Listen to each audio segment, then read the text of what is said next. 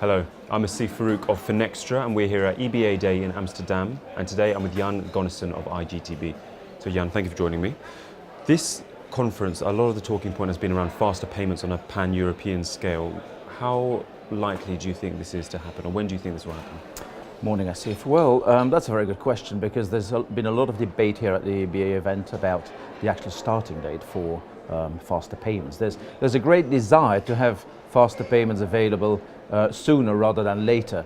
The date that was floated was 2016, which sounds very aggressive. There is clearly a customer demand, customer expectations in line with their shopping habits or whatever.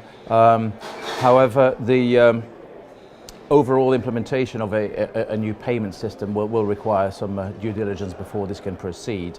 There are some issues that need to be addressed, and personally I think we'll probably see another 3 or 4 years before this is likely to happen. In fact, we performed here at the EBA event, we performed a small poll at our stand, and 68% of delegates responded that they thought it would happen between 2018 and 2020. So that's still fairly positive.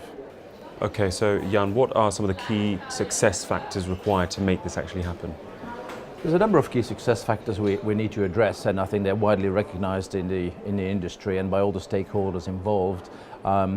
One of the most important factors clearly is common standards, because we're talking not about just a domestic faster payment system, it's going to be pan-European, and ultimately there are aspirations to have a global faster payment system in place at one point in time. So common standards are clearly required, a clear requirement. And the obvious choice would be ISO 20 or 22, which is the SEPA standard, because everyone should spend a lot of time and effort becoming SEPA compliant, and it would be the sort of front runner, if you wish. However, we've seen with a lot of very successful faster payment schemes in the EU, perhaps not in euros, but for instance in the UK with the faster payments service, which is extremely successful, uses ISO 8583, which is the card standard, which perhaps is more suitable for faster payments processing. So standards need to be addressed fairly quickly, because otherwise we have a myriad of standards across the Eurozone, and then to make it interoperable would be a tremendous challenge.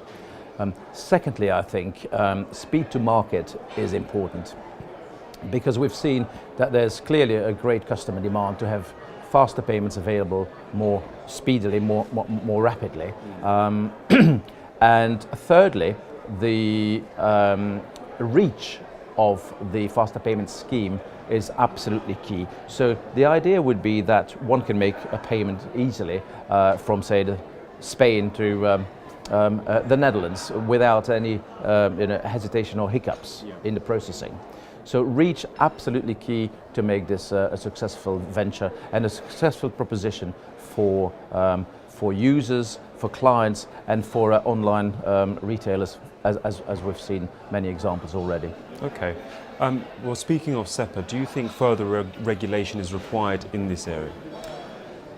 Very valid point, because we've seen SEPA, the launch of SEPA has been, or the adoption I should say, has been a great success in the industry. I think that's widely recognized. However, SEPA has been over a decade in the making, and the regulator had to step in to make SEPA happen, to put it in a deadline and then effectively extend it by another 6 months because of market requirements.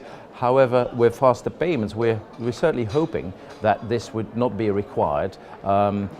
And there is clearly a great interest and a great wish for faster payments to become effective rather sooner than later. So we're hoping that there won't be any regulatory intervention necessary to make this happen in the next 3 to 4 years. As I said earlier, we did have a survey whereby 68 of respondents here at the EBA, they anticipated this to be a reality by 2020 at the latest. So we're fairly hopeful.